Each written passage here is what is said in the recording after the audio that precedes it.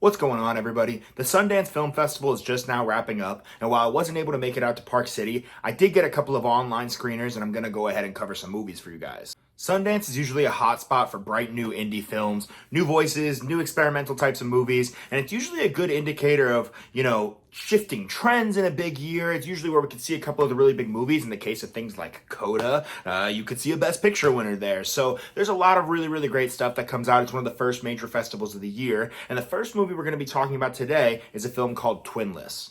Twinless is about two men who meet in a bereavement group for people who have lost a twin, hence the title. And while this feels like a movie about loss and brotherhood, and it is, it's actually something far more intricate and takes a really delicious turn. Without spoiling anything about the movie, I'll say that this film takes a really unique approach to exploring companionship and what it means to have that type of relationship and be close to somebody. That fraternal bond can be between friends or brothers, and it seems as if for twins, it's that your brother is your best friend, and as you may imagine, that can be challenging and rewarding.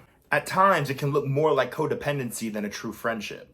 It's almost like looking into a mirror, but one that shows you the ways that you could be totally different. This film explores that kind of connection and what someone would go through to try to get that. Sweeney, a name I wasn't familiar with before seeing this movie, has blown me away as a director, as a writer, and of course as the impressive star of this film. Sweeney has packed so much into this examination of brotherhood and friendship that despite the more sinister turns in the film, the love always shines through.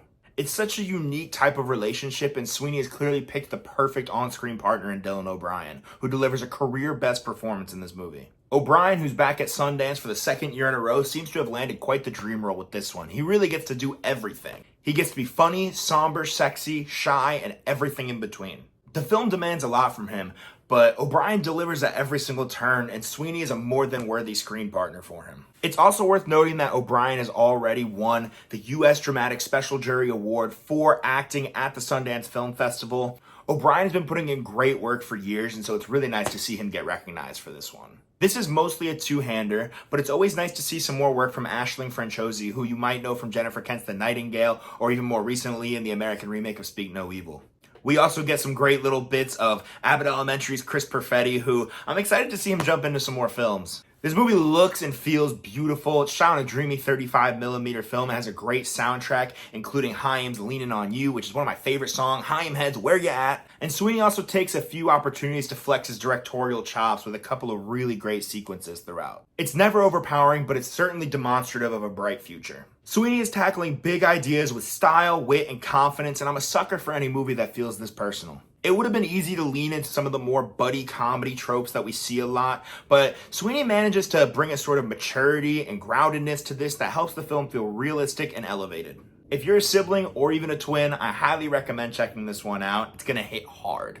It's a film that makes you thankful for your best friends and your family, and it also just explores the way that desperate people fight for that level of connection. It's something we all need, but not something that everybody has. This sort of desperation is a really big theme in the movie, and in the Q&A that followed the film, I got to watch it recorded on the digital screener.